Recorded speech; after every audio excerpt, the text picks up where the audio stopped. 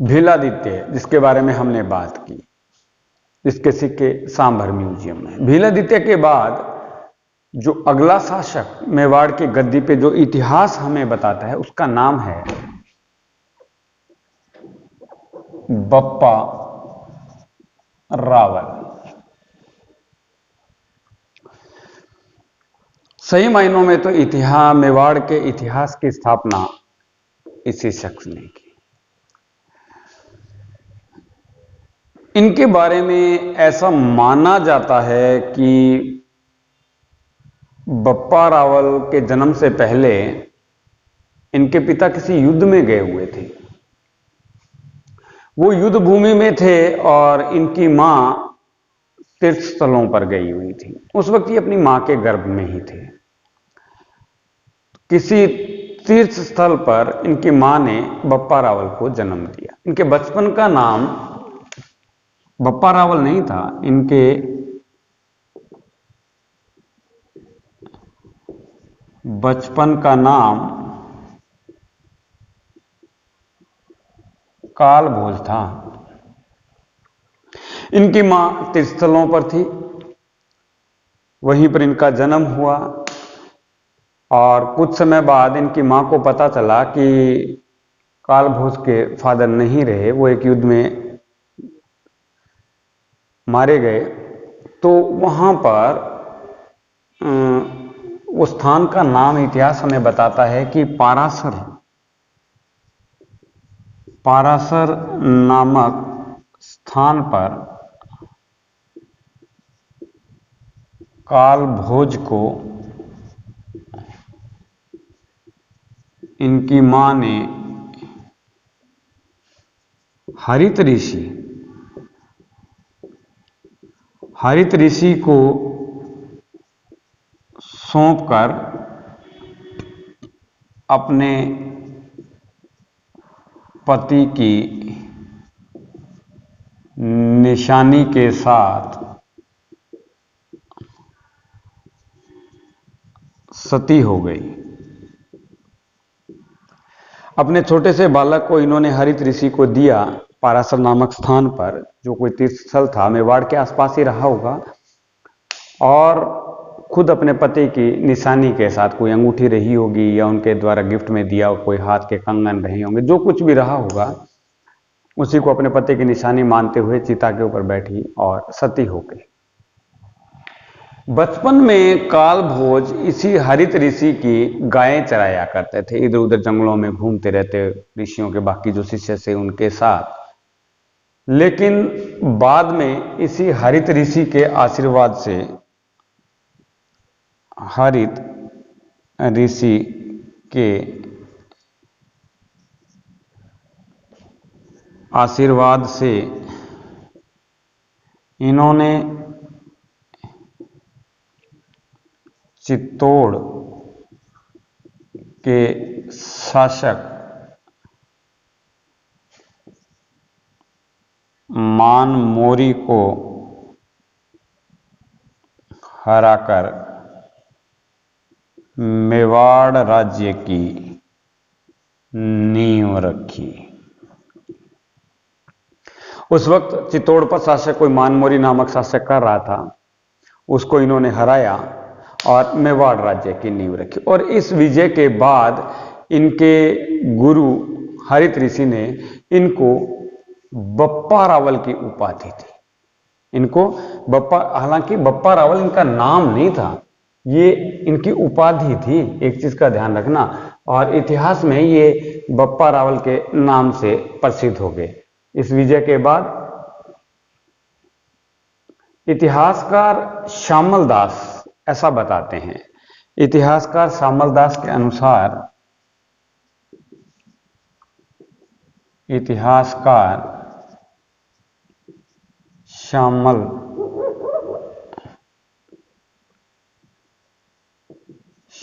दास के अनुसार बप्पा रावल इनकी उपाधि थी, ना कि इनका नाम।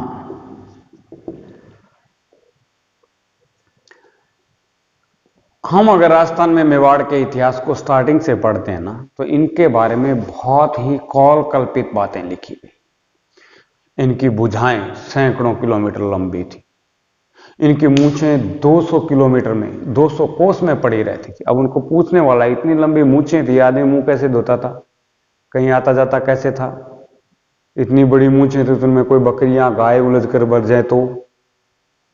पर बात यह है कि उन भाटों चारणों को जो इनकी प्रशंसा में लिखते थे, उनको कुछ रुपया मिलता था, उनका परिवार चलता था, इसलिए उन्होंने लंबी लंबी फेंकी, बहुत लंबी लंबी फेंकी गई है बप्पा रावल के बारे में।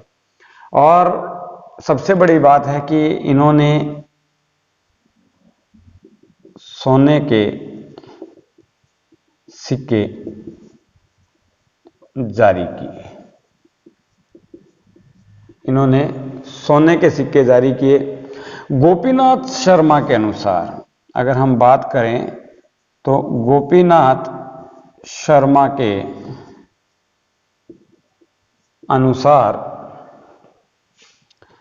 इनके बाद 18 और शासकों ने शासन किया,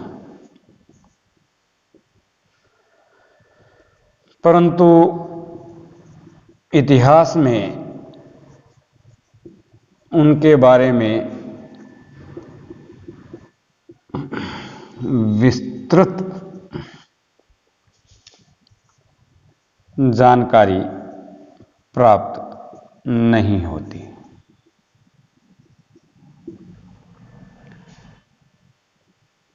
क्योंकि इनकी मृत्यु और जो अगला शासक आया जिसका नाम था जेत्र सिंह, इन दोनों के बीच में जो गैप है, और उस गैप के दौरान जिन 18 शासकों के नाम आते उनके बारे में इतिहास में हमें और कुछ पता नहीं चलता, केवल उनके नाम का पता चलता है कि इनके बाद ये शासक, इसके बाद ये शासक बैठा होगा।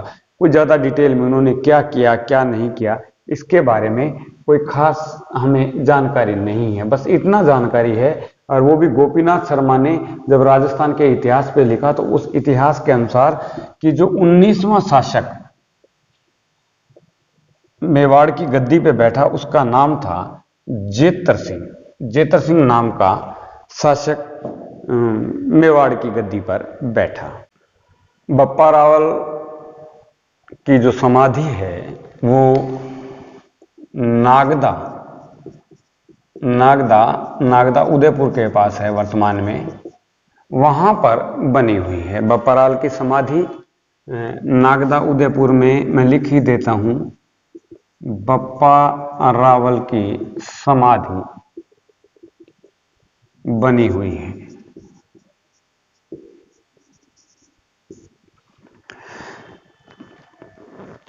बप्पा रावल के बाद जो हमारे पास इतिहास में नेक्स्ट शासक का नाम आता है उसका नाम है जेत्र सिंह।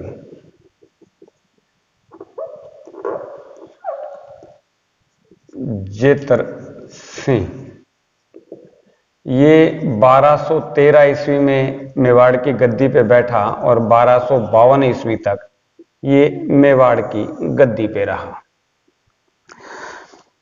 देखिए, इसके समय को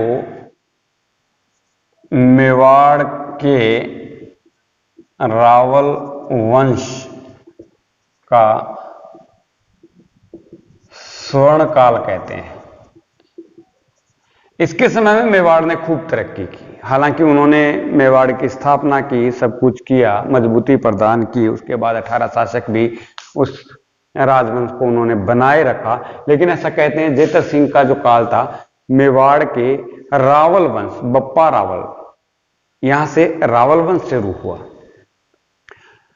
इसके बाद एक और वंश आएगा मेवाड़ का जिसका नाम है सिसोदिया वंश, पर हम अभी बात कर रहे हैं रावल वंश की। तो ये रावल वंश का सबसे स्वर्ण काल अगर माना जाता है तो जेत्र सिंह के समय में माना जाता है। ये वही जेत्र सिंह है जिसने जालोर के शासक उदय सिंह को हराया था। जालोर के शासक उदय सिंह को हराया और उसकी पोती रूपादे या रूपकंवर के साथ अपने बेटे तेज सिंह का विवाह किया। इतिहासकार ऐसा बताते हैं कि इसकी राजधानी नागदा को इल्तुतमिश ने लूटा था। ऐसा मानते हैं कि इल्तुतमिश ने जब अटैक किया था तो उसने इनकी राजधानी को लूटा था। और चिरवा अभिलेख के अनुसार, चिरवा अभिलेख के अनुसार जेतर सिंह ने नागदा के स्थान पर अपनी राजधानी चित्तौड़ बनाई।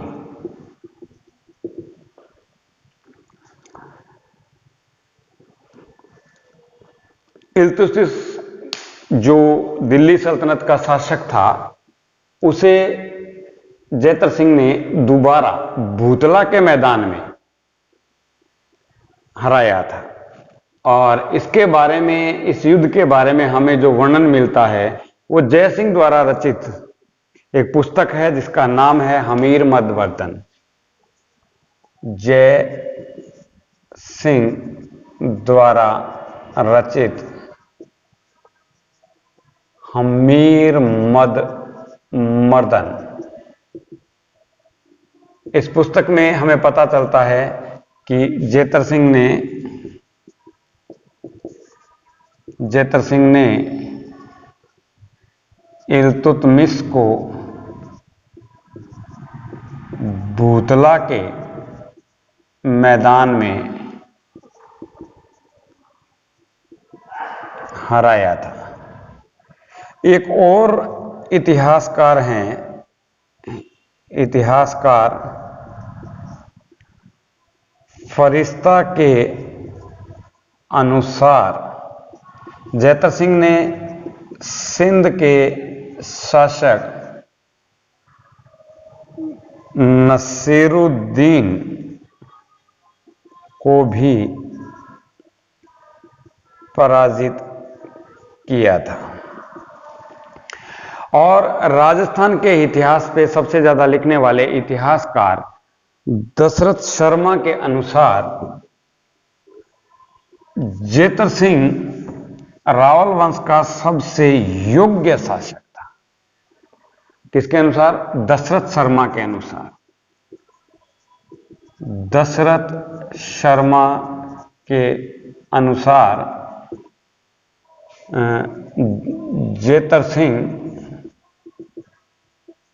रावल वंश का सबसे योग्य शासक था। 1252 में इसकी मृत्यु के बाद मेवाड़ के रावल वंश की गद्दी पे इसका पुत्र तेज सिंह